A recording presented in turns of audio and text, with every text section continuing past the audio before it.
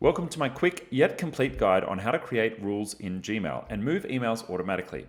My name is Pete Moriarty and I've been helping businesses systemize, organize, and scale with tools like Gmail for over 20 years. At itGenius, we help businesses simplify their email management and eliminate wasted time. Let's jump right in.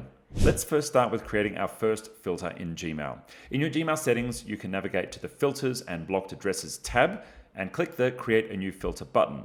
Or if you want to start the easy way, you can actually just run a search. And after you've searched for emails, click the drop-down button and you can actually choose Create New Filter from there. If you want to get a bit complicated, you can put in from and then a colon or subject and then a column. But the easiest way to do advanced searches is to click the drop down and have the advanced search come down. And from there, you can choose if you need to remove something from search results or add something to search results or look for a specific phrase. You can do those in here. Remember that you can use quotation marks just like you would when you're Googling if you're looking for an exact string of words together. Now, before you create any filters, it's important to run these searches and see what emails show up in the search, because that's going to let you know if you've got your criteria correct. So run a search, make sure that the right emails are showing up in your search before we then go for a rule. Now, ideally, we want to avoid overly broad rules to avoid accidentally filtering emails that may be important that we want to keep in our inbox. And remember that you do want to review these from time to time in the future, just to make sure you're not missing anything important. If you want to get smarter with search, specifically in Gmail, we've got some other videos on the channel that help you get better with search, but let's focus on the filters or the rules side of things here. Now, you may have noticed I'm using the word filter and rules interchangeably, and that's because they effectively work in the same way. If you've come from Macmail or Outlook, they would have been called rules in the past. Filters effectively mean the same thing. Once you've clicked the button to create your filter, you've now got the options for the different actions that you can take. So you've got some options here like choosing whether or not an email skips the inbox, which effectively means, okay, we're going to take it out of the inbox. Importantly, if you're skipping an email, you want to make sure that you add a label to that email. Adding a label means that it's actually going to go somewhere rather than just to the all mail folder, which is where all of the archived mail go.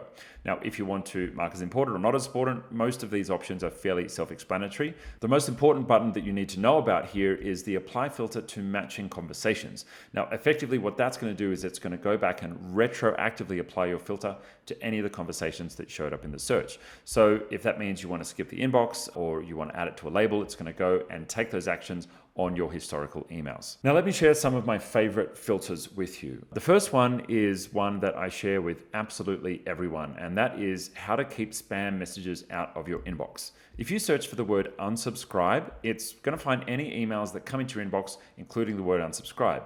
And even though you don't have to literally use the word unsubscribe, every email needs to have an unsubscribe function if it comes from an automated system or it's a mass marketing email. Now, most marketers or software providers being lazy just literally put the word unsubscribe in there. So we can run a search for any email that includes the word unsubscribe and choose to filter them out of our inbox. Now, I like to skip the inbox with these emails, and I also create a label called filtered, which means that it's automatically going to place them somewhere that I can check every week or so, just to make sure there's nothing important in there that I may have missed. From time to time, I'll get an email from a service provider that says that my credit card has expired, and this filter will pick it up. So you do want to make sure you check that label from time to time after you've created this filter. But that is going to filter most of the non-human emails right out of your inbox, so you don't even have to bother with them. Now, some other filters that are popular that I recommend is maybe if you've got a key partner or a key vendor that you work with and you definitely don't want to miss one of their emails, well, you can choose to apply a label to emails that come from a certain email domain. And for me, I do that with google.com because I want to make sure that any messages that actually come from Google to me, I pick up on those. And you can choose not to archive those emails, but still apply a label when they land in your inbox. And that means that you're just going to be notified that, hey, this is an important email from that important vendor, supplier, or client. If you receive invoices on a regular basis to your inbox, that may be another one that you want to tag as invoice. You can go ahead and create a tag for invoice and choose to tag incoming emails as well. Now, if you need help setting some of this up or you want some extra inspiration on the kind of labels you can create or just getting these rules and automations correct, you can get in touch with our team at itGenius. We help small business owners all over the world get their tech right, and we can help you with anything to do with Google Workspace.